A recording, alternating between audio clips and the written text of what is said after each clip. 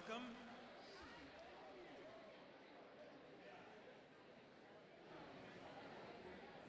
I must say, you folks look great. I'm Rush Holt, the CEO and executive publisher of the American Association for the Advancement of Science, and I want to welcome you to the 5th annual Golden Goose Award ceremony. AAAS is one of the originators of this, but the real originator of the Golden Goose Awards is Representative Jim Cooper. He is in votes right now, I think. We'll see him through the door in just a moment. But Jim came up with a very clever idea to help us tell the story, not just of individual research projects, as interesting as they are, but to tell the story of science and what it's all about, and why science has a way of overcoming gossip, ridicule, challenge, disparagement, because in the end, evidence wins. And Jim came up with this wonderful idea of telling stories about federally funded research. I was delighted when Jim invited me to join him in 2012 when the founding organizations, including AAAS, launched the Golden Goose Award. And all of our organizations and the many others who support the award believe deeply in the promise of scientific research.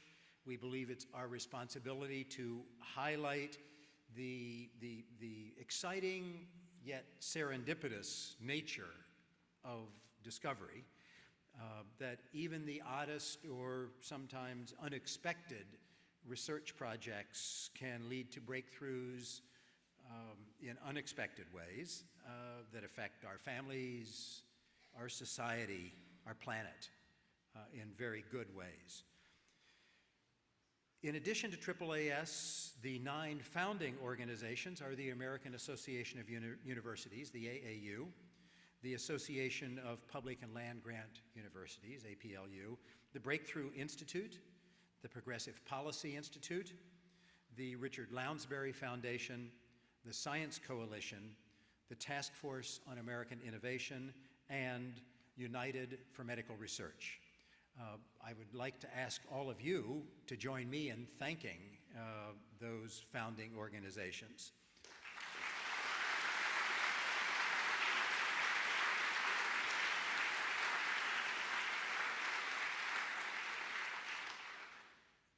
And we will, they were on the screen a moment ago. We will acknowledge the supporting organizations as well.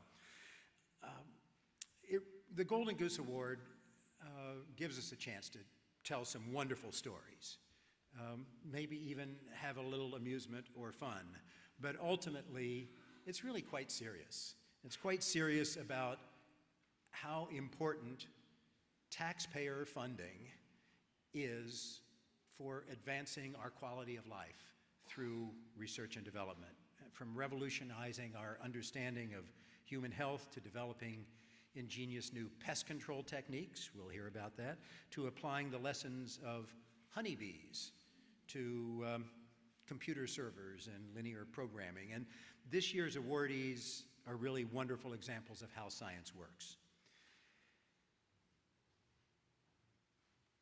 When I was in Congress, sometimes advocates would come to me with charts or graphs. I, being a scientist, actually was not turned off by that. But they would tell me that they'd been to another office down the hill and they didn't know what was wrong with their story. And I said, it's because you aren't telling a story. Today, we will hear some really wonderful stories that policymakers can respond to. We can see what it means to think like a scientist, to follow curiosity, to delight in discovery, and above all, to show a reverence for evidence. I can tell you from my 16 years in Congress, this is the cleverest way of getting across this message that we spend so much time struggling to get across about science. So I'm excited that you're here to share in this today. I can't wait to hear from the awardees, to reflect on their stories. We have a video to show you. And to carry this off, I'd like to introduce our MC for the evening, Mr. Frank Sesno.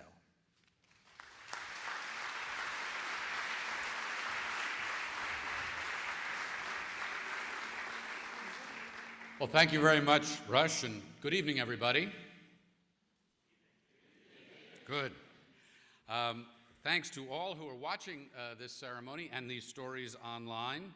This is, for the first time, the Golden Goose Awards coming to you live streamed, and I'm told that there are a number of watch parties around the country, so I hope you're watching, enjoying, tweeting, and spreading the word.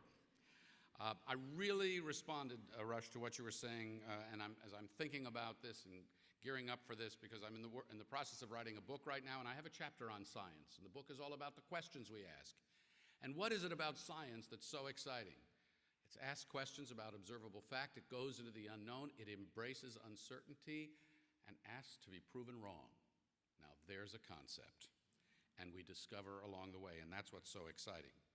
This is the third time I've had the privilege to MC this ceremony. Thrilled to be back with you again this year, and I'm particularly pleased to be introduced by a former congressman whose bumper stickers read, "My congressman is a rocket scientist."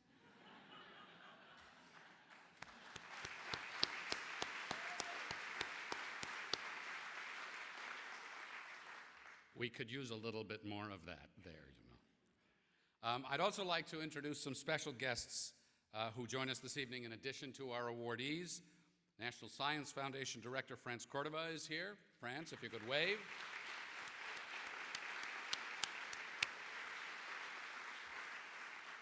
National Institutes of Health Director Francis Collins is here.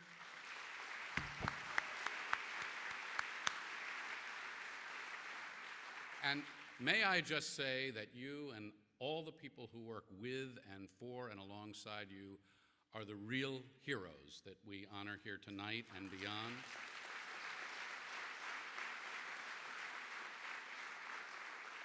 For taking us into the unknown and curing disease and making human life so much better. Also, two previous Golden Goose awardees join us tonight. The 2013 awardee, Hudson Freeze, whom I saw, there he is.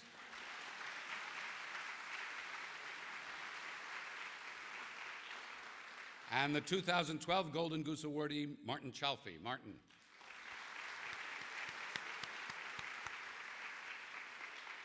So let's just recap so everybody understands here and in the live stream audience exactly what this is. The Golden Goose Award honors federally funded researchers whose work may have seemed a little odd or obscure, sometimes the subject of criticism. It happens, even ridicule. But it turned out, sometimes by serendipity, which actually matters, to have had significant, sometimes breakthrough benefits for society, health, the economy, national security, our lives. Now, nominations for the Golden Goose Award can come from anyone, so please get ideas for next time. And each year more good ones come over the transom, and the transom is goldengooseaward.org. Once again, that's goldengooseaward.org.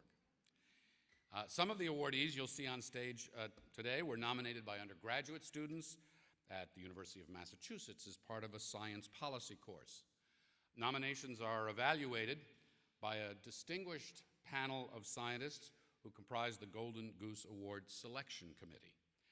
In addition to the founders, whom Rush listed, the Golden Goose Award is supported by many organizations and institutions without whose backing this night, the award itself, the recognition, would not be possible. So on behalf of the founding organizations, I'd like to thank these sponsors whose support has made the 2016 awards possible. The Golden Goose Award benefactor organization is Elsevier, which made a generous multi-year commitment last year. This year's partner organization is United for Medical Research. friend organization is the Gordon and Betty Moore Foundation, and this year's Golden Goose Award contributor organizations are the American Geophysical Union, the American Mathematical Society, APS Physics, Association of American Medical Colleges, Battelle, and Sage Publishing. So please join me in recognizing and thanking these organizations.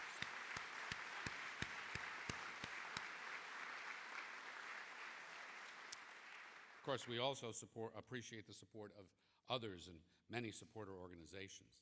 Now, the Golden Goose Award has always had, and this is kind of hard to put your brain around sometimes, that you could say this in connection to anything these days, strong bipartisan support in Congress. So we're pleased to have a number of our congressional supporters here tonight. We're going to ask them to come up and say a few words. And first, I'd like to introduce really, the father, the grandfather of this whole thing, Jim Cooper of Tennessee. We like to call him Father Goose. Now, another one of our friends in Congress, Congressman Randy Hultgren, whom you'll hear as well tonight from Illinois, actually coined that name on this stage last year. As you'll hear in a minute, Congressman Cooper is passionate about the importance of federal support for science. Father Goose believes that science has changed and can continue to change the world for the better. As a young member of Congress, he couldn't understand why Senator Bill Proxmire, whom many of you remember, would confer his Golden Fleece Award for wasteful federal spending on scientific research. He thought we should honor scientists, not ridicule them. So he urged a number of organizations interested in science and research to create this Golden Goose Award, in part to stand as a counterpoint to the Golden Fleece Award, but also to just honor great research and the great minds behind it. So thanks to Congressman Jim Cooper and his vision and persistence, this award is now in its 5th year. Please welcome Father Goose, Congressman Jim Cooper.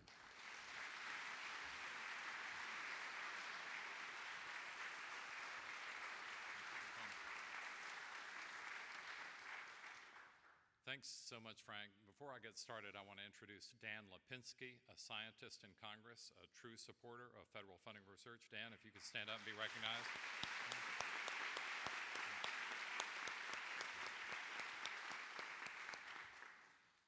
I think it was Mark Twain who said that man, or humankind, is the only animal that can blush, or that needs to. I prefer to use the distinction that mankind is always searching for truth. Now, scientists are way smarter than that. And as you develop better and better models for the miracles of nature, I want to congratulate you. I want to celebrate you. I'm sorry we have to do it in this town, in which the search for truth is sometimes not held in such high regard. And so often we produce more noise than signal. But the folks in this room are truly remarkable individuals. And I want you to know that I want to do whatever I can, as long as I can, to make sure you're held in high regard. You're appreciated for the truly remarkable human beings that you are. And I hope that all of mankind will follow your fine example. Thank you.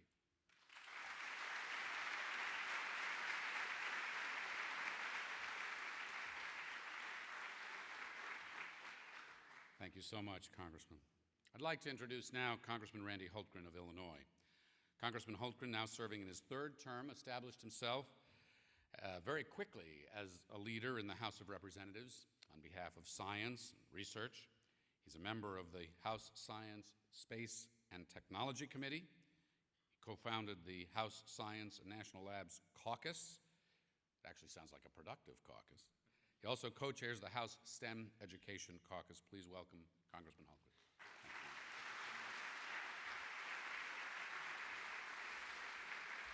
Thank you. It is so good to be with you. Here you all are claiming wonderful prizes for incredible work, and my only claim to fame will be coming up with Father Goose. Oh well, you have to have something you can have on your tombstone. But it is great to be here, and I love this night. I look forward to it every year, and I just want to say congratulations to everyone who's receiving an award tonight, But more importantly, I just want to congratulate our researchers, the vision that they show, the scientists who are out there doing the hard work day after day, thankless. And some of this, again, we're recognizing people sometimes after they've already died. And Jim and I were talking about how sad that is, but how important it still is to recognize everybody who's contributed so much. I said this before, and maybe you've heard me say it, but love the quote from the great science fiction writer Isaac Asimov, who said, the most exciting words uttered in science that herald great new discovery, it's not eureka, but, that's funny.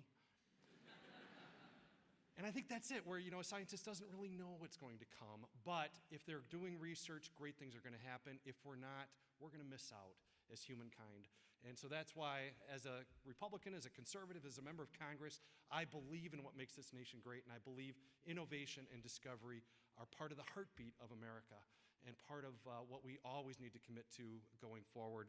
It made me sad. Just a couple days ago, I was reading through an article in Vox that talked about the seven greatest problems facing science. It was written by 270 scientists. And one of the discussions that they brought up, one of the problems that they're facing is because of lack of funding for research and the great amount of rejection, scientists are being forced to be more careful, to not take that risk of putting something out there that might get rejected or has a potential of sounding a little bit different or a little bit funny.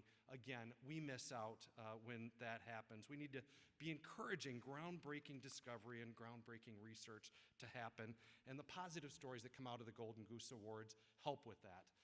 And Jim and I and Dan and other colleagues are going to continue to work to grow this caucus, this group of people who are passionate about great research and great discovery. It was Carl Sagan who said, "Somewhere, something incredible is waiting to be known." And I think that's hard for us as members of Congress. We want to know when we can cut the ribbon, when we can celebrate that new discovery. It's challenging for us to say, you know what, we're not sure what we're going to discover, and it might not be for the next 20 or 30 years until we discover it. But we know if we do this, we will discover something. If we fail, we won't. We won't discover, and we won't improve life for those who follow after us. So I just want to say thank you. I want to continue to be committed with Jim, with other colleagues, to let you know how much we appreciate you, how proud we are of you, and that we need you to inspire our young people. Dan Lipinski and I are co-chairman of the STEM caucus, and that is a vital piece in this, is telling these stories, spark that interest in our young people. Now, with some of the awards tonight, we might have to bleep out some parts of those with some of our younger people, with the screw worms and some of the things they've been doing. But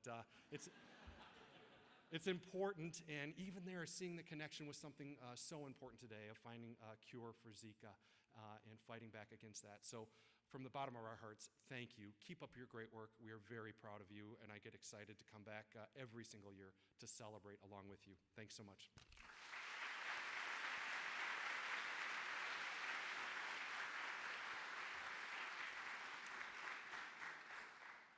I hope these watch parties are taking all of this in and remembering. I'm very pleased to introduce Congressman Bob Dole of Illinois. He's a longtime congressional supporter of the Golden Goose Awards, indeed another of the original supporters of the Golden Goose Awards. He's a strong supporter as well of science and of the federal investment in research. So please welcome Congressman Bob Dole.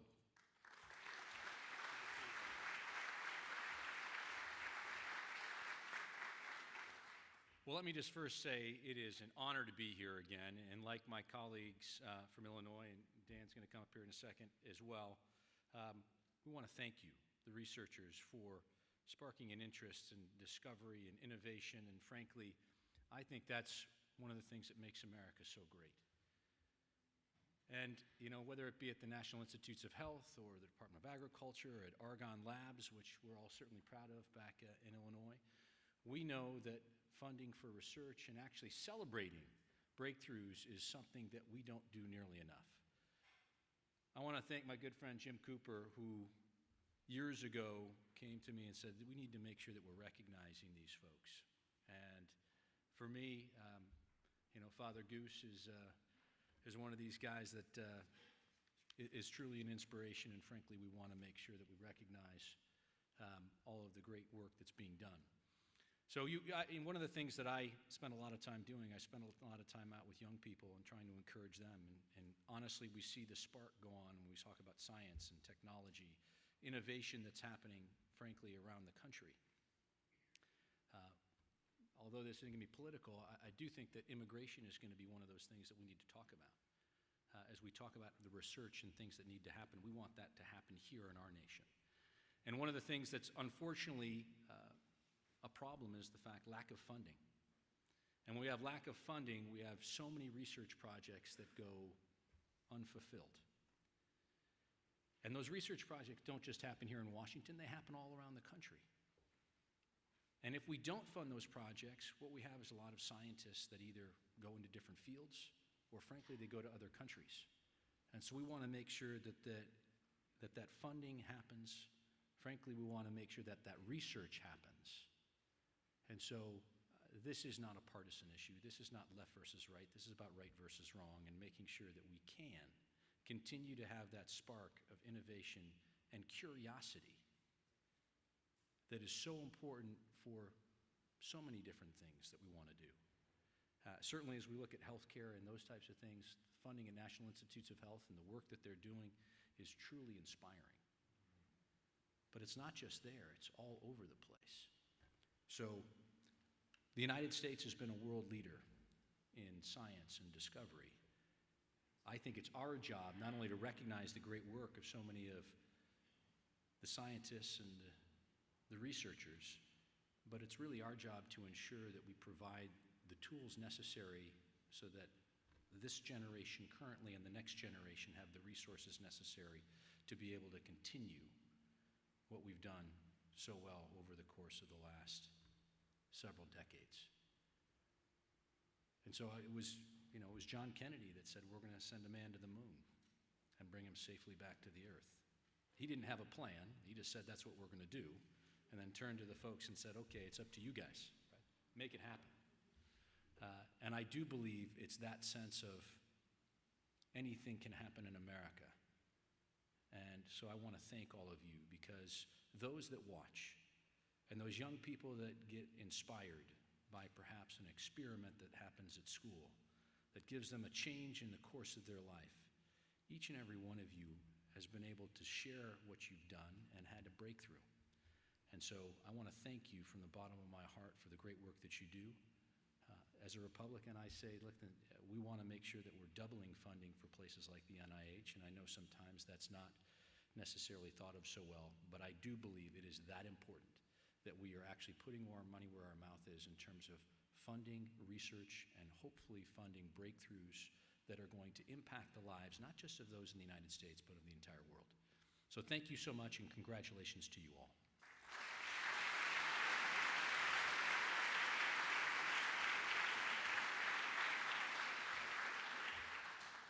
Thank you, Congressman. Well, science is on a roll tonight, but so is Illinois. I'd like to introduce Congressman Bill Foster of Illinois, the newest congressional supporter of the Golden Goose Award. As the only remaining member of the once three-person Congressional Physics Caucus, Congressman Foster has been a steadfast champion for science and federal investment in research and STEM education. Please welcome Congressman Bill Foster.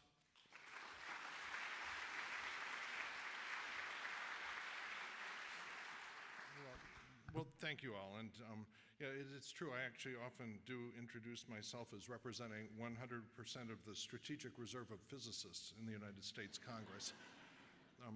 But I'm actually, at this point, I think 100% of the PhD scientists of any kind in either the House or the Senate, which you can either applaud or cry over. But I just want to say a special thank you to my colleague, Congressman Cooper, for starting this initiative. For those of you who don't know me, I represent the 11th District of Illinois, but I grew up in Madison, Wisconsin, the son of a civil rights lawyer and a Democratic activist. And I have very strong memories as a toddler of Bill Proxmire, the originator of the Golden Fleece Award. He was, in many ways, a just wonderful member of Congress, served for the Senate, rather.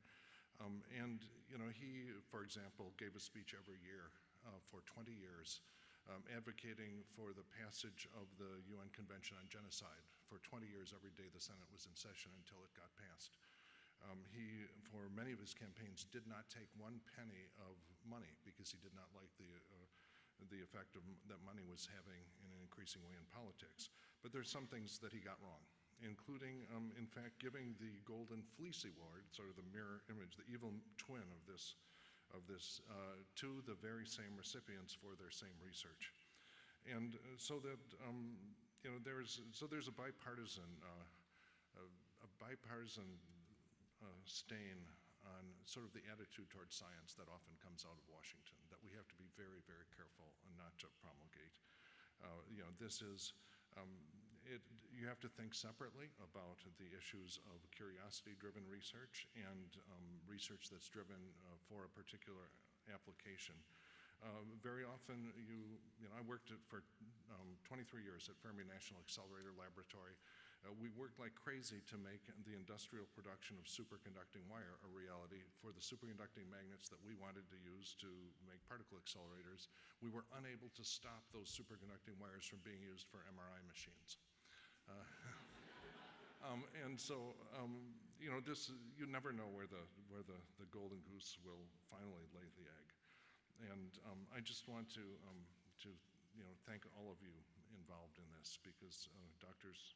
Nipley and Bushland, they had a dramatic impact. When you look at the partisan divide that's happening here, it's to a significant extent an urban-rural divide in attitudes, things like attitude towards science. And so when we hold up examples where rural areas have had a huge positive impact for science, I think it's a doubly good thing.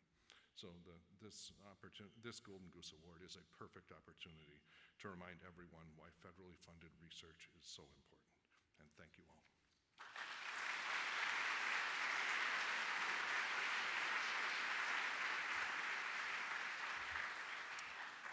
Thank you, Congressman. These testimonials matter.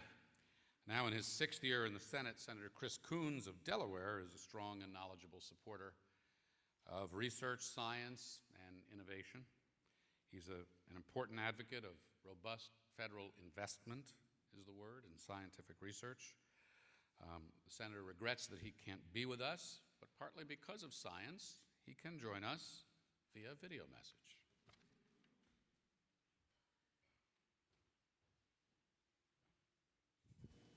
Hi, I'm U.S. Senator Chris Coons from Delaware. I'm proud to support the Golden Goose Awards because they honor discoveries that have truly impacted our society and because they highlight two critical things: the power of research to propel our nation forward, and that scientific breakthroughs often don't follow a straight path or happen overnight. These Golden Goose Awards remind us how important it is that we continue to support basic scientific research that only the federal government can fund. They remind us that this is the work that leads to tremendous human and economic benefits and that promises us a brighter future. This year's award winners are incredible examples of the crucial, if sometimes unpredictable, insights that research provides us, like how the model honeybee colonies used to collect nectar efficiently across changing conditions can be adapted to allocate computer servers effectively to manage internet traffic, or how expanding what was supposed to be just a 2-year study on teen health can lead to critical insights into the way obesity spreads among social groups. And finally, how studying a screwworm's sex life can lead to developing a technique that not only eradicated the screwworm fly, saving farmers billions of dollars, but also has helped prevent other pest invasions. When these projects first started, we could have never dreamed of their actual long-term impact. Fortunately for us, the recipients of this year's Golden Goose Awards found federal funding to support their curiosity and scientific endeavors, which led to discoveries that have changed the way we understand human behavior and modern technology. It's this kind of federally funded basic scientific research and the serendipitous nature of its discoveries that builds the foundation for American innovation. Though the Golden Goose Awards are today supported by lawmakers across the aisle, Congress wasn't always so quick to celebrate scientific success stories. Less than 3 decades ago, a display of congressional ignorance called the Golden Fleece Award highlighted obscure, funny-sounding attempts in an attempt to mock basic research.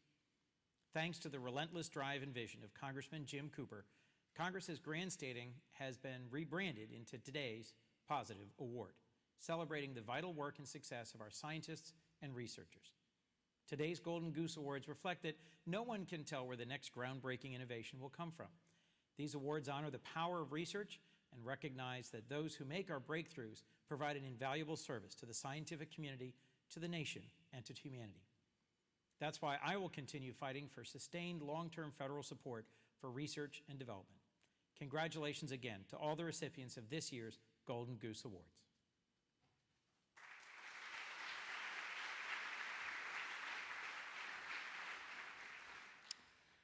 So another annual Golden Goose tradition is the wonderful documentary video featuring awardees discussing their research, the importance of federal funding to their advances, and that little certain something, the X factor, in their discovery. Founding organizations want to thank the following entities whose support helped make this video that you're about to see possible: the American Mathematical Society, the American Society for Engineering Education, Cornell University, the Georgia Institute of Technology, it's Georgia Tech, Population Association of America, University of North Carolina, Chapel Hill, University of Pennsylvania, and Vanderbilt. Now, we're going to roll the video. There may be moments here that inspire you or where you think that you're supposed to applaud, but we're going to urge you to hold your applause so you can see one scene segueing right into the next. So please, watch this video and enjoy. Like the fabled goose that laid the golden egg, federally funded scientific research has yielded extraordinary yet unexpected returns. Out of odd-sounding, obscure beginnings come many amazing advances that have improved each of our lives. The Golden Goose Award recognizes the people and the stories behind these unexpected and incredible scientific breakthroughs. That 17.7 million was meant to be used toward an 18 million teenage sex study. So there's this huge debate on the House floor. Ask questions about anal intercourse or more oral copulation. AdHealth Waves 1, 2, and 3 was not routine science. It broke all sorts of boundaries and transformed the nature of demography.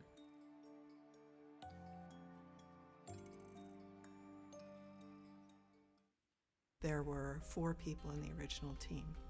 It was Ron Renfus, it was Dick Udry, it was Peter Behrman, and myself. The design of the American Teenage Study was driven out of capturing the entire friendship structure of about 100 schools. It was a large study, 20,000 adolescents all over the nation that we were going to be following. We were funded to do it in 1991, and then Louis Sullivan canceled it in 1992. Obviously, we were extremely disappointed. I was very disappointed. I had made a major investment. Then in 1993, Peter Behrman and Dick Udry combined together to propose the National Longitudinal Study of Adolescent Health. We made some pretty massive changes to the design of AdHealth from the American Teenage Study. We started to saturate whole schools. Instead of just taking samples, we saturated so that we were sure we would get all the sexual partners. At that time, we invented things that had never been done before. And really developed sort of the motivation and the theory for bringing together biological sciences with sort of social sciences to understand how social factors matter in health. And I thought, if this study works, it's going to become the new reference. Right from the get-go, this study was designed to be used by lots and lots of scientists. We have over 30,000 users around the world. The AdHealth cohort is really at the forefront of the obesity epidemic, and that's had big implications for some of our findings. So while that was serendipitous, it's also created just a massive amount of research on the causes and the consequences of obesity. What's made the study so incredible is what Kathy's done at Waves 4 and 5. It was designed from the beginning to encapsulate what's called a life course perspective, and that is the notion that each step is influencing the next step. And so there are trajectories. Ad Health Waves 1, 2, and 3 was not routine science. Like, it broke all sorts of boundaries and transformed the nature of demography. Federal funded research is incredibly important for the social sciences. So we want to understand connections between things. We want to understand things that will inform the nation. All of that requires federal research. Right now, Ad Health is generating 1 publication per workday. This was investments made 30 years ago, bearing fruit now. These are really important findings. It's transformed our understanding of adolescence. It will transform our understanding of adult health, because for the first time ever, we're actually going to be able to see the adolescent or young adult antecedents of adult health. It's incredible. We're now in the field wave 5. They're going to be in their 30s. In the long run, I think what's valuable about it is Ad Health will become an aging study. And it'll be the only aging study that begins in early adolescence and should tell us a lot about the aging process and what matters, especially early on in life.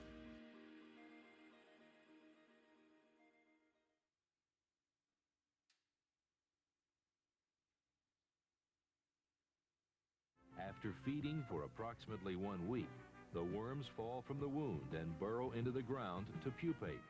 The research was unique, and so a lot of the things sounded outlandish, and they did receive ridicule from people that didn't really understand. The life cycle, which lasts approximately 3 weeks, begins again.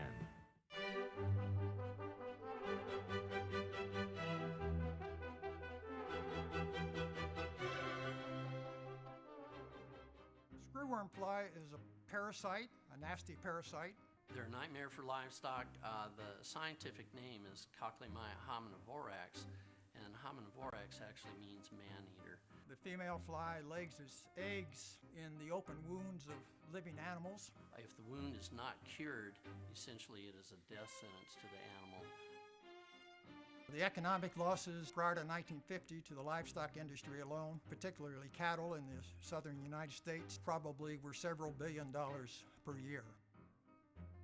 It was my late father, Edward F. Knipling, and his colleague, Dr. Bushlin, and others that studied the screwworm fly, developed the sterile insect technique. He was very persistent and tenacious in his ideas. Dr. Bushlin was a very energetic and enthusiastic person, not easily deterred or intimidated by anything. His demeanor was actually contagious in a very positive way. Well, if there was a way that you could mass produce this species and then have a way that you can sterilize them, and so you could go to the field and release sterilized insects in a number sufficient for the fertile females in the wild populations to have more of a chance of mating with a sterile male, over time the population will crash. Certainly did generate some skepticism, more among professional entomologists rather than the public. They too, at that time, thought the notion of birth control in insects, particularly an insect named the screwworm, was humorous. This idea was just so unique that nobody just took it seriously. In 1953, they conducted a field trial at the island of Curacao and were highly successful in completely eradicating the screwworm fly in a matter of several months. In 1959, the state of Florida and southeastern bordering states were declared completely eradicated of the screwworm fly. The state of Texas and other areas of the Southwest in 1966. In Mexico in 1991.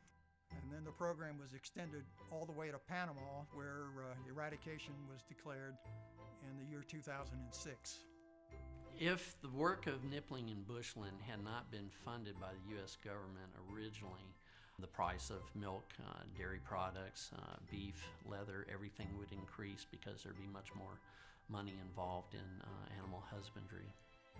Variations of it are under active development to sterilize or introduce genetic defects into the captive population, mosquitoes that carry the Zika virus, for example. None of that would have been possible without the work of Knipling and Bushlin.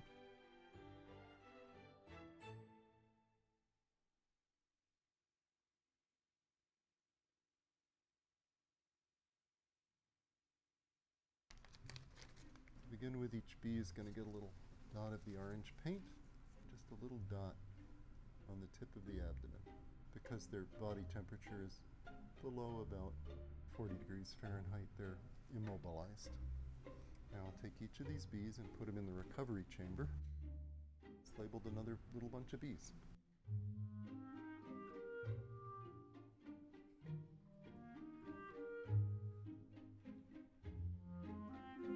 I had been interested in how could you possibly control a whole bunch of robots without any humans around?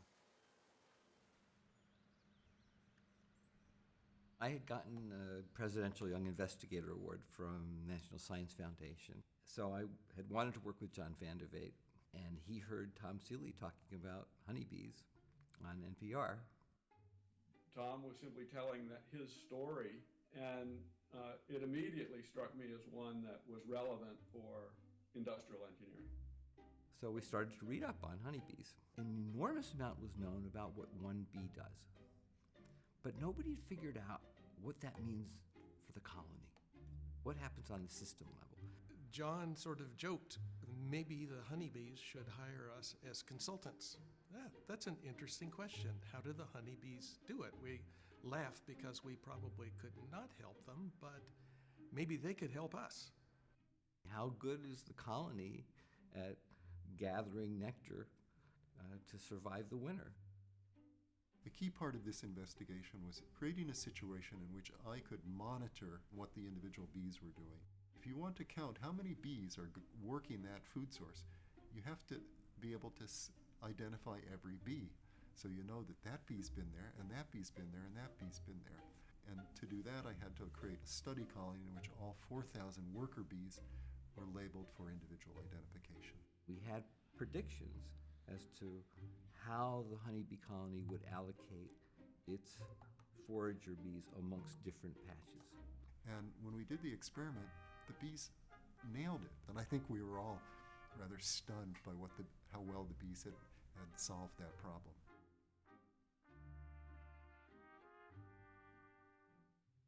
So then, years later, Sunil Nakrani knocked on my door, and he wanted a good algorithm to allocate the servers at a web hosting facility. And over the next 15, 20 minutes, my jaw started to drop because everything he said matched up with what the honeybee colony faces.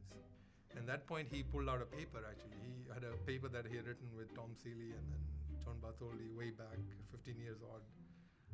And then just put it on the table, and we started going through. And as I described more and more details about the problem, he found a corresponding kind of structure match in the problem that honeybee is trying to solve. And that's the point we were really excited. And the real clincher was when a honeybee follows a waggle dance, she usually doesn't make it to the new flower patch on the first try. It takes a little while for her to get more efficient. So it's not a zero cost to change from one flower patch to another, just like it's not a zero cost choice to repurpose your server and take care of the weather channel instead of the bank. Companies that are web hosting, at least one very big one, is using this algorithm, and it generates anywhere from 5 to almost 25% more revenue. If the work wasn't funded in the first place, the result that they formulated 15 years ago, even if I had come up with this problem, we couldn't have been able to go down this path. The federal funding is indispensable, essential ingredient. When you do research, you don't know where it's going to lead. The discovery, the understanding for me is the most fun thing. My greatest satisfaction comes from the pride of just being able to unravel this piece of nature.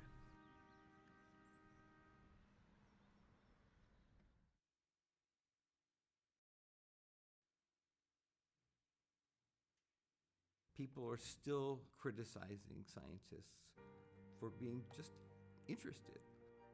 But that's how we make progress.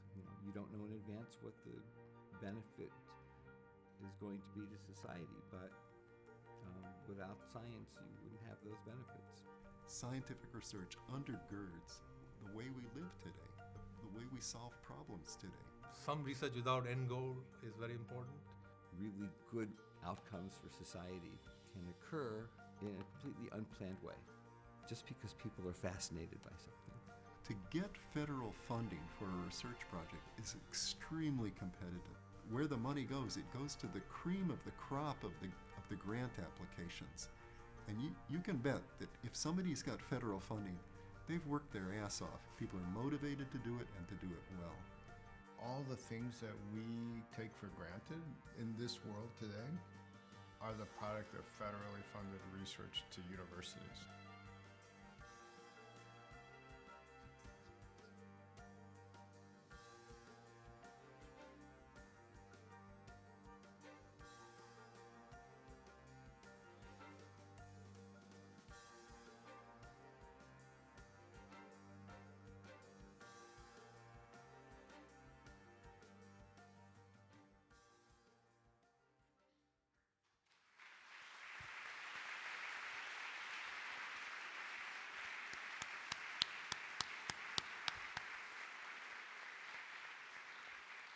So now comes the fun part where we get to meet these heroes and ask them about things like screwworms and honeybee algorithms and bestow the awards. So now, with an appreciation for the work that they have done, the context in which the work occurred, we can present the Golden Goose Awards. So I'm going to ask Rush Holt to come up and join us, and he gets to present, I get to read, and so welcome back. And I will, as a good journalist, quote a great man. 3 words that I wrote down as you said it: curiosity, discovery, and evidence. And so, the first recipients of the 2016 Golden Goose Award are Drs. Peter Behrman, Barbara Entwistle, Kathleen Mullen-Harris, Ronald Rinfus, and Richard Udry. And Professor Rinfus will join us first, I believe.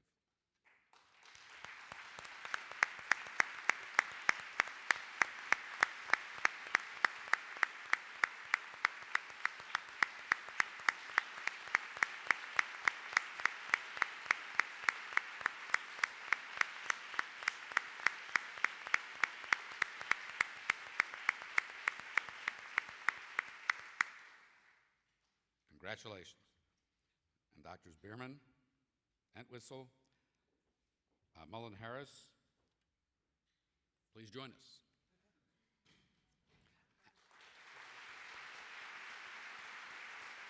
And Richard Udry.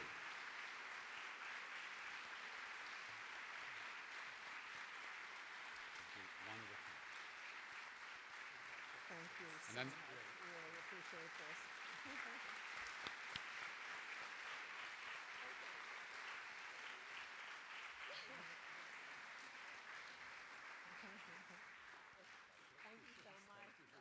Yes, appreciate it. And the reason they're staying here and taking their seats is when we're done with this, we get to have a conversation, which I'm looking forward to. Their NIH-funded study traces its root to a prior study that faced significant political opposition, as you saw, and was actually canceled. So fortunately, these researchers found a way. Their study's been fundamental to informing the national conversation around adolescent health and its impact on lifelong well-being. Now, our second team of awardees is Dr. Edward Nippling and Dr. Raymond Bushland for their study of the sex life of the screwworm fly. Their USDA-funded work led to this novel pest control technique and the eradication of a very deadly and damaging and costly fly in North America, Central America. It saved the livestock industry, as you saw, and consumers literally billions of dollars over the past 50-plus years.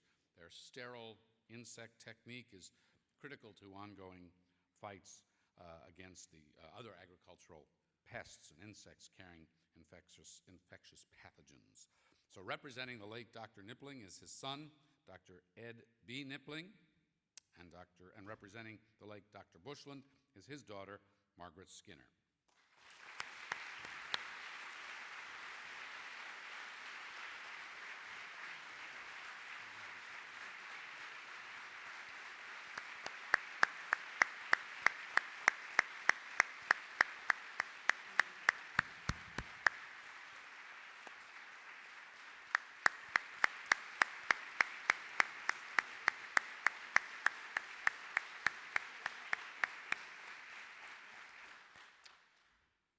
Our final awardees are Doctors John Bartholdi III, Sunil Nakrani, Thomas D. Seeley, and Craig Tovey, and John Vandevelde for their study of honeybee foraging behavior and development of the honeybee algorithm for that shared web server allocation. Guys, I don't know about you, but I was bitten on number 53. I was watching. I thought 53 was going to come in. Anyway, their honeybee-inspired algorithm is now being used, as you've seen, in major web hosting companies to streamline internet services for consumers, maximize revenues in a global market worth more than $50 billion. So, Doctors Bartholdi, Nakrani, Seeley, Tovey, Vandevelde, please come on forward.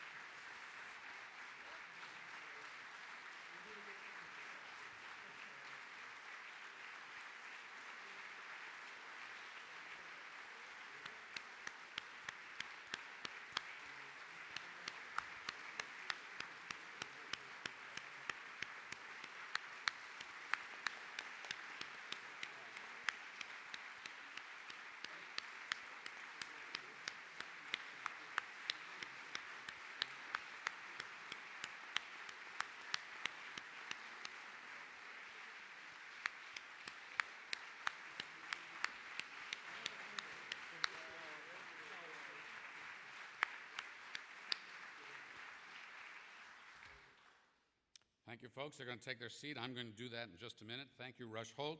I'm going to ask John Welch, our rock star from the USDA, to come forward and join our conversation. And I'm going to move over here.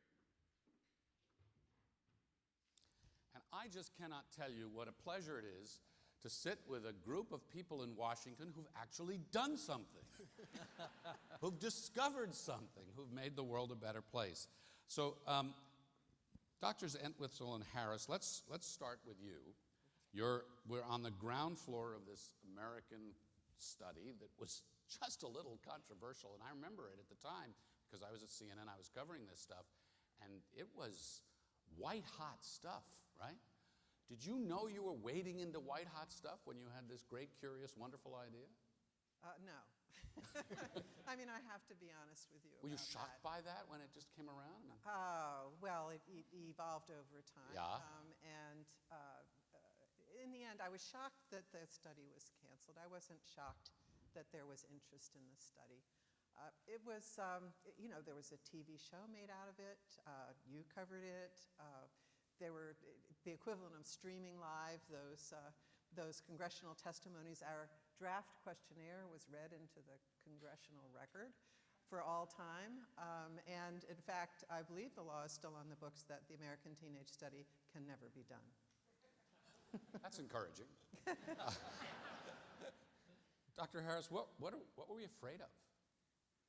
What were we afraid of? Yeah. Well, when we were afraid of getting defunded again.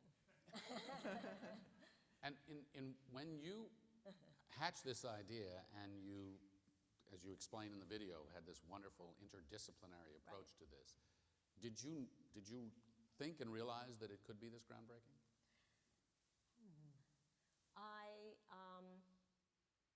No, I didn't think it could be this groundbreaking.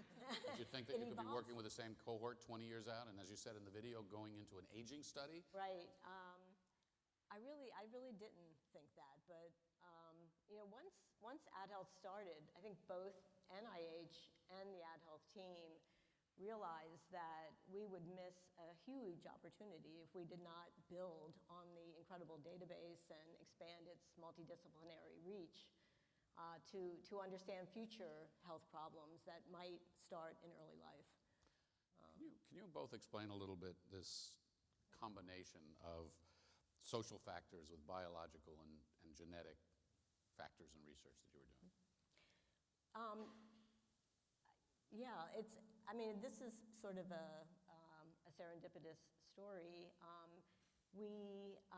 Early on, we had a large set of twins in the sample, and we weren't able to determine which ones were identical and which ones were fraternal. And you know, the great vision that we had to create this multidisciplinary study meant that we had researchers from many different disciplines around the table. So that was geneticists and psychologists and medical doctors in adolescent medicine. And we had this problem of how to figure out identical twins. And the geneticist said, well, there isn't any standard kit or commercial kit for figuring this out, but I can make my own kit. This was in the mid-90s. And we can collect saliva, and I can determine they use like cheek cells, and we can figure out the zygosity. So that's what we did. And at the time, we realized, wow, you know, we now have this innovative method for collecting DNA in the homes of adolescents across the nation. And this is what really opened the door for the huge genetic database that we have. Now we have genetic data on the entire 20,000 sample, and that includes genome-wide data, epigenetic data, and gene expression data that helps us understand how the environment can turn some genes on and some genes off. Let me ask you both this question, and want to move on to the others, but are you worried, given what your experience was, that the targeting of individual research grants that we continue to see because of the politicization of so much of this process could lead to an escalation in cancellations of peer-reviewed science like the American Teenage Study? Well, we certainly have a lot of experience with cancellations. We've also seen, as we've been hearing today, many other studies canceled or being very discouraged because of a poor choice of title or something of that sort. Poor choice of title, we'll get to that. I hope that there's no escalation. It certainly has been going on for quite some time.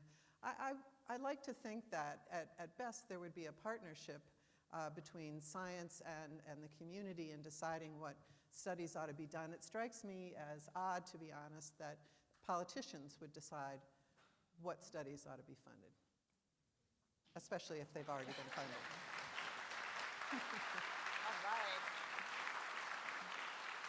So All right.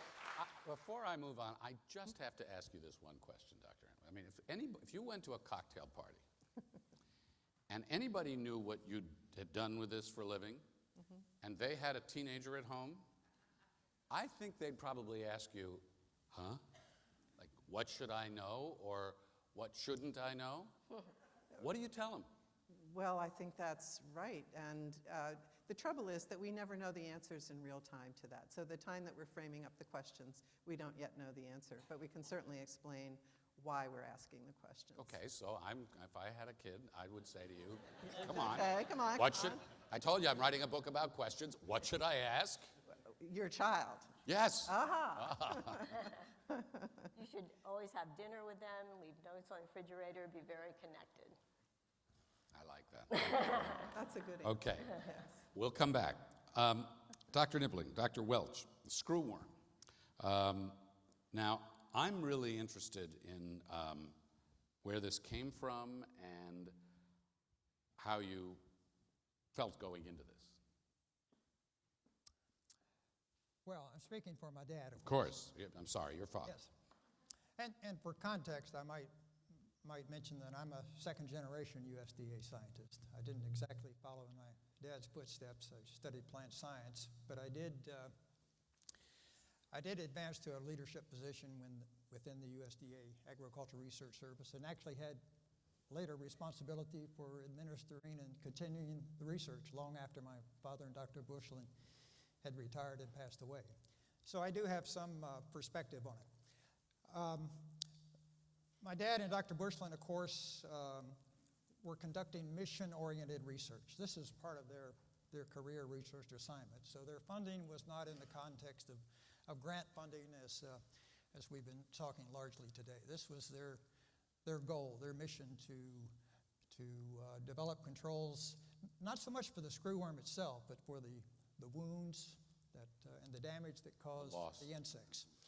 And my dad always had the mindset that rather than treat the problem after it occurs, we need to prevent the problem from occurring in the first place.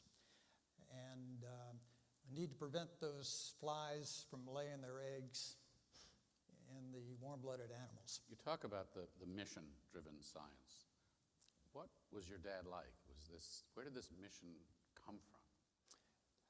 Well, he was a very quiet man, very pensive, a deep thinking person. He had an inventive mind, not so much a curious mind, but an inventive mind. He was always looking for ways to do things better, more simply, more efficient, more effective, more resourceful, and so forth. How to build a better mousetrap, so to speak. And so how do we confront this devastating fly problem? That was his mindset. And then he made some key observations, serendipity, if you will. They were somewhat on the side of their mission or their principal assignment to develop treatments for animals and so forth. But he observed the behavior of the fly, the population density at different times, the fact that the male flies were very aggressive in mating with females, but the female fly only mated one time. And it was his notion if you could create some sort of genetic defect in the male fly, it wasn't sterility per se at that point, but just some sort of genetic defect, a lethal defect that would introduce that into the female fly and therefore result in a break in the reproductive cycle.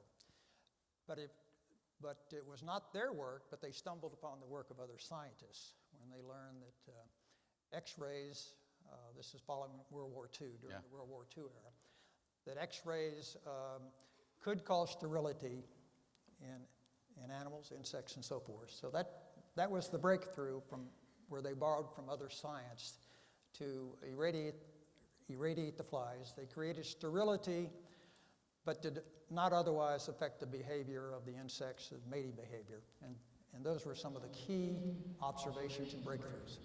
Were there a lot of jokes around the home? Well, you know, in our home life, my dad really didn't talk too much about I see, that. okay. And your mother appreciated it. And by the way, they did not label their study the sex life of insects. Those labels have come later. Dr. Welch, I understand the screw-worm eradication program continues. It's down in Panama and all. You've been involved with this for a long time. Where did that come from and how did that start? Well, I found out the problem of the fly and the program itself when I was an undergraduate entomology student at Texas A&M University. And when I heard it, I was just astonished. And my jaw hit the desk, and I could appreciate it. Your jaw hit the desk? Yes, I was in class because I recognized the importance and the uniqueness of this program, and to me it was just magical. And I continued on in entomology, and I was working on mosquitoes, and at the end, when I got my PhD, I was trying to find a job working on mosquitoes. It's not like I could probably find one now on mosquitoes, but back then I couldn't. And one day this gentleman walked into the room, a scientist, and he says, is there anybody here interested in going to Mexico and working on screwworm? And I raised my hand. And You've been waiting for that. And I couldn't believe it. And he says, we want to send you down there first to make sure you live there and all like that. And I raised my hand again. And so I went down there to the USDA ARS laboratory and met the scientists there. And I had just graduated in December. I went to Tuxtla Gutierrez, Chiapas, Mexico in January. And then on the 1st of February, I crossed the border to become a Category 1 scientist. And then started studying the ecology of the fly in the tropics. And followed the program. So since 1984, February of 1984, I've been involved with the screwworm eradication program, both from the research side and from the eradication side. Now, as I understand it, your story involves Panama and being in Panama and working in Panama. and hearing something on the radio that made your jaw drop again. Yes, sir. What was that? It was in either 1996 or 1997. I was the research leader of the Screwworm Research Unit, and I was listening to the Armed Forces radio on the at lunchtime, and it was the Rush Limbaugh show. That's what came on at lunchtime, and I'm eating. You couldn't turn it off. So. No, I listened to it, and I'm sitting there eating a peanut butter and jelly sandwich, and I have my feet on the desk, and he has a senator on there, and they're talking about misuse of government funds and wasteful things in Pork Barrel. And Rush asked him, did he have an example? And he says, I have a perfect example. He says, we're spending $12 million a year to study the sex life of a fly that we don't even have in the United States. And so I start shaking like this. and then he says, and the name of the fly is the screwworm fly. And so now I am choking. And I'm apoplectic and just going wild in the office. And after it was over with, I got on the phone, immediately dialed the area director and informed him of what I had just heard. And then I dialed the national program leader and said, look, obviously, he doesn't have the correct information. And for one thing, I knew is like my budget wasn't $12 million. So at least I didn't think it was the correct information. And so anyway, so they made calls and got that straight. You know, I'm listening to this story, I'm thinking you responded like a scientist. You know, you pursued this. What you should have done was to call Howard Stern. Who knows where you could have taken That's this right. story, right? He would have appreciated it. Connect this to the Zika virus for us and how what we've learned with what is a very, very important, ridicule aside, very important amount of science and discovery connects with where we are with Zika now and where we're going. Well, the sterile insect technique has been used for a variety of insects, numerous species of fruit flies, moths, and also mosquitoes, and one of them is Aedes aegypti. The IAEA has been in conversations with the U.S. government and with APHIS. They're interested in the possibility of using one of the irradiators of the fruit fly eradication program in Guatemala to run some tests and seeing if it would be possible to sterilize them in that fashion and release them, again, as a male-only strain. This is right in progress. Again, I think it's definitely a possibility. Everything we've looked at in screwworm, we've been able to accomplish. And this is how. Can I just ask one last really stupid question before I turn to these distinguished people? How did this poor little bug get the name screwworm? Well, it's interesting. When I learned well, I think it's interesting. I do. I agree. Yeah, okay. What I learned in school was that the maggot, the spines on it, made it look like a screw. And I looked at that underneath the microscope, and okay, I knew that was the correct answer for a test, and that's what the word was. And I went for it. Well, when I was in Costa Rica studying the fly, we were studying them, and after they dropped out of the animal and started burrowing into the wound, and they used the technician who was recording this, or observing it, and I was recording it, he used the word baranando. And I put it together, the screwworm, the name in Spanish is gusano baranador del ganado, or the screwworm of cattle. But actually, it's the action of burrowing into the animal, and not that it looked like a little screw, and that made a whole lot more sense to me. And so that's why I think, because again, it was probably the populations originally were increased after the Spanish brought in cattle and horses into Mexico. It's great. All right, Doctors Bartoldi and Tovey and Van. Oh, excuse me. Sorry. Could I add a quick comment to supplement John on the potential for mosquitoes and Zika? I think this is really a very exciting and promising development. And rather than sterility itself in terms of x-rays, the scientists today, both in the public and private sector, are using some very creative and innovative biotechnology methods, transgenics and so forth, to induce these genetic defects into the mosquitoes that are laboratory reared, and then introduce these into the wild. And the goal would not necessarily be eradication, which is a controversial concept, yes, but population suppression, especially in high-risk areas.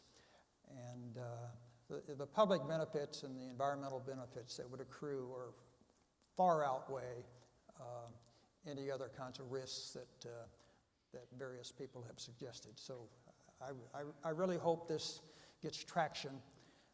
Meaning funded? Funded. And approval. There are regulatory approvals beyond the funding. And, but it's a very promising and exciting, especially in this time of concern about the Zika virus. Let's turn to the honeybee algorithm. Drs. Bartholdi and Tovey and Vandevate. Tell us about this initial conversation you had after hearing Tom on NPR. Oh, I came into the office and spoke with Greg and John about the remarkable story that Tom had shared on the radio on NPR. I knew, and I think we all knew right away, that this was something that would translate into exactly what we do, describing or suggesting better ways for people to complete the kinds of processes that they do. Here was a unique one where no one was in charge. And that seemed to me something that would be very attractive to be able to accomplish in human systems, that we could be so successful without having to rely on someone being in charge. Dr. Bartholdi? Well, it was more than that. John described the program and Tom's story about the honeybees and their logistics systems. And now we're engineers who purport to study logistics systems. And as we listened to this, John eventually, he finished his story and then made the slightly sarcastic comment, I wonder if they should hire us as consultants, which made us all laugh. And then the conversation fell absolutely silent because we realized that was a great question. How do the honeybees do it? And it was, of course, we all guessed that probably we would not be able to help them, but they might be able to help us. And so that just started a series of conversations that has continued for years and affected careers. Quite a bit, Dr. DeCrone. How'd you get into all of this? And are you thinking honeybees is where the action is? I mean, you know. Not at all, actually. I mean, I was studying for my PhD in Oxford, and at the time I was thinking about internet services, being a computer science department. And around the same time, I think, one event that happened that really brought home the problem to me, 9/11 happened, and we were in the lab and trying to get to the news services. At the time, we were just getting ASCII text served. And that really brought home the point, how do you actually allocate when demand is there? How do you allocate servers when they're needed? So that kind of made the problem a little bit more concrete for me. And then at that point, I was looking to kind of bounce ideas. But was this a logical connection, or did you say, no, this makes no sense at all? I mean, well, I mean, I had read about, swarm intelligence type of thing in other areas, particularly in networks where ants, where they actually lay pheromones to actually follow a particular path. But obviously, honeybees, I mean, I certainly wasn't expecting to, when I talked to Craig, I certainly wasn't expecting to be talking about honeybees. I was expecting more sort of robust mathematical discussion at one point. So I'd like to hear from you then, because I know that both Dr. Seeley and Tovey, you've sort of said that there was this week of discovery, which was this sort of magical week. What were you doing that week? Well, I went up to Cranberry Lake Biological Station in the Adirondack State Park. You go far enough north that there are no naturally occurring flower sources, so you can control them. That way you can do a controlled experiment. Yeah. right? And it was a BYOB, bring your own bees. Tom, Sounds like a good time to me. Yeah. and he brought 4,000 of them. Even better. There are free samples when you leave, by the way. And for me, the most wonderful thing was I got to spend a week surrounded by biologists, and it taught me how to think like a biologist. And that was the really exciting thing for me. Also, seeing the honeybees for the first time, instead of just reading about them, made me understand them in a way that I can't articulate. So a light bulb went on. But some kind of light bulb went on because Tom had asked us about a related problem of how do they know, or why is it, rather, that when they take a long time to find a bee to give the nectar to, right, that means that the hive doesn't need that much nectar, and if it takes them a short time, then they'd better go dance and get more people to, more bees, right? You've really gotten into this. Yeah, okay, and he had asked us this, and we'd all worked on it for a month or more, got nowhere. And Tom mentioned it over dinner, and I went back to my sort of cabin, and I had it all solved in an hour. Oh my gosh, really? Okay? Yeah, and it was because I had seen the actual bees. Biologists call this getting a feel for the organism, but to me it was learning about it. And science, I didn't understand this until then. It's in a way the most human activity.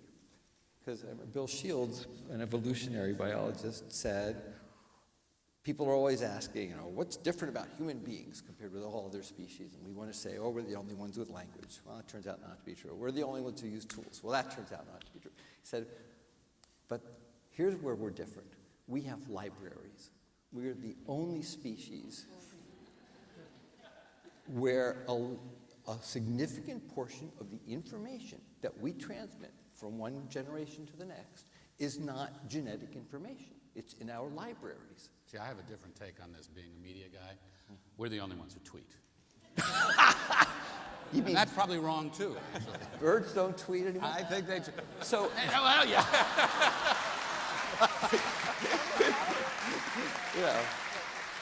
So scientists, biologists like Tom, they are adding to that storehouse of knowledge. Absolutely. They're adding to that library, that information that gets passed from generation to generation. And that's what's special about the human species. Dr. Tovey, Seeley, tell us about your week.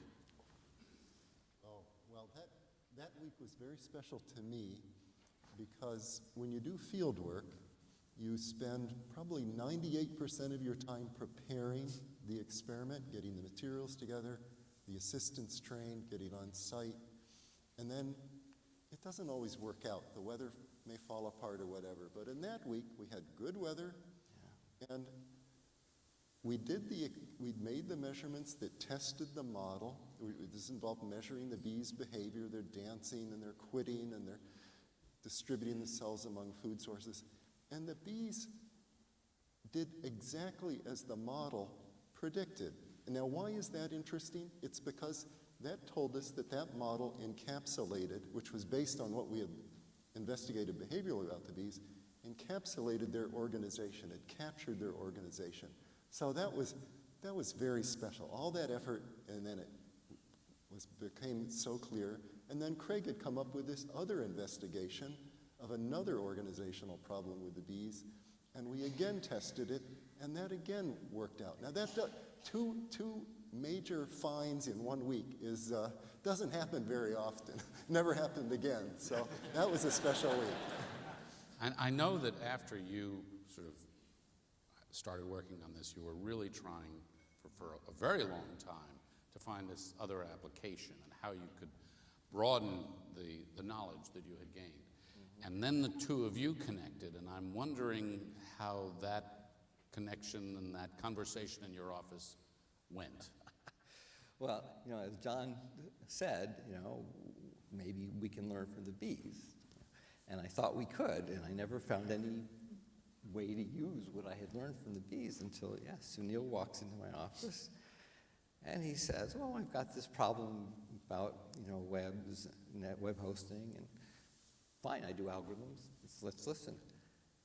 And he starts to describe the problem, and he's got to allocate servers amongst different clients. And I think, ooh, that's just like the bees with the allocating different amounts of foragers amongst different flower patches. But then he tells me more, and it turns out that different clients pay different amounts of money. Okay, well, that's different nectar sources have different amounts of sugar. So there's no nectar neutrality. Sorry. Very sorry. Is that a politically correct question? It could be. It could. But so you then made those connections. So he's describing that and the fact that it takes different amounts of time to take care of different requests. And I'm thinking, gee, it takes different amounts of time to fly to that flower patch than to fly to that flower patch. And then the way the amount of money that you earn as a function of how many servers you have, it's a curve that looks sort of like this. Well, that's the same way the curve looks for the honeybees. And so after about 20 minutes, I just couldn't believe it, but I said, similarly, we gotta try this. So actually, I mean, what Craig hasn't mentioned is how I actually went to his office. I actually was visiting Atlanta, and I just wanted to talk to some faculty members and bounce ideas on this problem. And I happened to send emails to 3 or 4 faculty members at Georgia Tech. Craig happens to respond first. And so, that's how I ended up in his office. So if he had not responded, we wouldn't be sitting here So the today. good news is you listened to NPR, not Top 40, and you wrote to him first. Imagine where we'd be. All right, a question to all of you, a very serious one. And we've only got a few minutes left here, but I think that this is really what it comes down to. Would you all just very briefly talk about the role of federal funding in your work? Whether it or parts of it or any of it would have been possible without that, and how you see these tightened federal budgets pressuring younger scientists. So I'll let you go wherever you want. Why don't you start? Dr. Entwistle, and then sure. Thank you. Well, I really appreciate being here. It's just been a wonderful afternoon. Federal support for research is fundamental. I want to speak briefly about support for social behavioral and public health research, because this is the kind of research that tends to attract some of the more negative views. And I want to make a reference back to the Ad Health study, which I view as a kind of a telescope, really. You wouldn't expect that astronomy would have gotten anywhere if you had given all the astronomers, those little backyard things that we have. Instead, they've got these huge, huge instruments out there, and we've made amazing discoveries.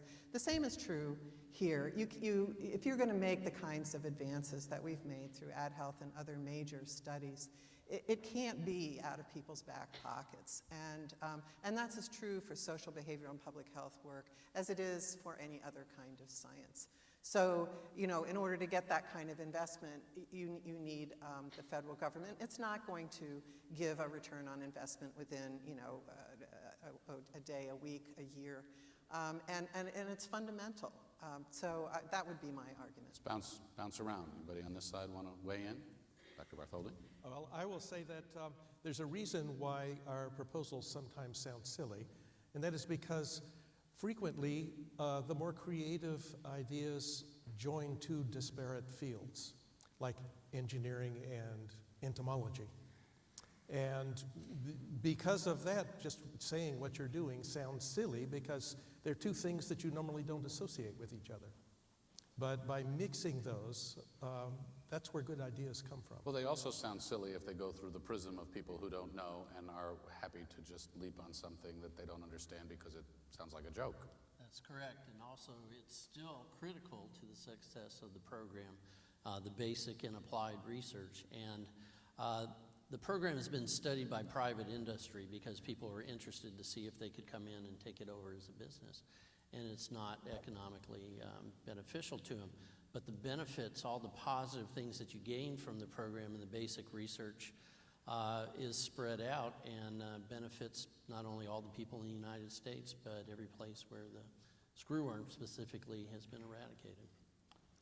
Go ahead. Yeah, I mean, AdHealth would not be possible at all without federal funding. And in fact, it was at NIH where I got the idea to bring biological sciences, to pick up on your point, to merge with social sciences by meeting with many of the researchers and administrators in the NIH institutes. In fact, 23 helped co-fund AdHealth. And that's really where I got the idea that, you know, this is a health study and we ought to be studying the biology of health and the way in which the environment comes together. So, you know, without that funding on such a large sample, it wouldn't be possible. You want to jump in and do one or two more, and then we'll get to a reception. My view is from the perspective of mission-oriented and problem-oriented research. I think a lot of the government-funded research is appropriate because the results and the ownership of that research remains in the public domain. I think that's a very important factor. And of course, as already been pointed out, a lot of what all agencies do in basic research are things that the private sector will not invest in. But at some point, when there are proof of concepts, the private sector plays an appropriate role. And the public sector, in turn, can partnership with the private sector to hand it off. It's really the private sector that further develops goods and services, products that are delivered to the public sector, even if they originate in the public sector. Sure. And increasingly, private public partnerships, foundations comes into play to help this deficit of funding as well. I think those are key points. And perhaps some examples from the private sector would help illuminate the importance and the difficulty, the challenge of funding basic research. I notice Gordon and Betty Moore Foundation is a supporter of this program. And I think we would all agree that the advances in computing technology that were aided by Intel's investments over the years have changed all of the work that we do. That organization, Intel, puts 20% of its revenues into R&D. 20%. If we put 20% of our 20 trillion GDP into research, big organization. But even with all that funding to support, to attract the best minds, to focus on really a relatively narrow area of human endeavor, they missed it, right? In the last few years, the transition to mobile, to cell phones, right. Intel missed that. And I think that speaks loudly of, one, how very important it is that we not miss it, and two, how very difficult it is to not miss it. So I think we ought to have a hand here for the folks in the audience who lead that effort to not miss it. It's not an easy task, and to reward that effort with derision is beneath contempt. I would agree with that.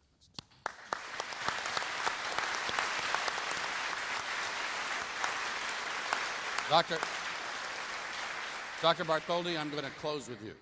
I'm going to close with you because I want to ask about storytelling, about scientists communicating better with the public and with policymakers. And being a television guy and always looking to, if I were to pick one of you to be the storyteller here, because I could never grow a beard like that, but if I could, I would have people paying attention. So tell us what you think about how scientists can be more effective communicators. What are the big challenges to connecting with the public and people who need to know?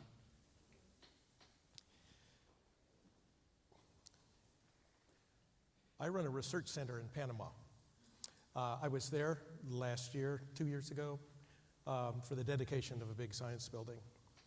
And the president of the country came and made the dedication. And as he was leaving, surrounded by his bodyguard, he stopped and he looked at me, and he made his way through the crowd, and he came over and shook my hand and said, You look like a scientist. So I think that the idea there is that we need to make a special effort to talk not just to our peers, but to everybody. And this takes a special skill. There are some people who are very good at popularizing the ideas of science, and I think that's an incredibly important thing to do. It can be done in a way that preserves the intellectual integrity and conveys the beauty and the importance of what's to be done. But we should all make an effort to connect with a local high school, with a magazine or something to explain what it is we do, why it's so important, and along the way appreciate the NIH and the NSF and the other funding agencies.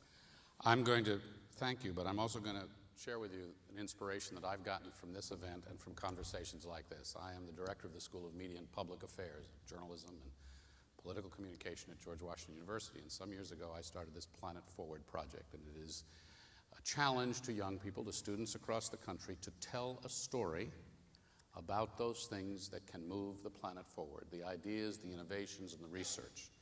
And this year, we plan to launch, we have a summit and a gathering. This year we're going to give a prize. We started the StoryFest Award.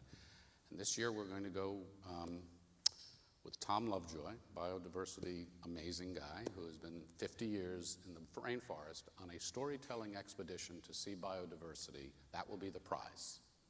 And we are going to launch this summer a summer academy. It's going to be a week-long intensive thing to start with, to work with students who I hope we can bring in from all over the country on the storytelling and communication of science and sustainability. If we can take what you do and help young people understand how amazing it is, how incredible and beautiful and dramatic and hard it is, and appreciate it and tell a story around that and inform other people and fill rooms like this, then I think we've done something amazing. Not anywhere close to the work you do, but we'll tell the story about it. So will you join me, please, in thanking our Golden Goose Award winners? And to you, thank you very much. And to the NSF and the NIH, thank you. Congratulations. Congratulations. That was great. It's terrific.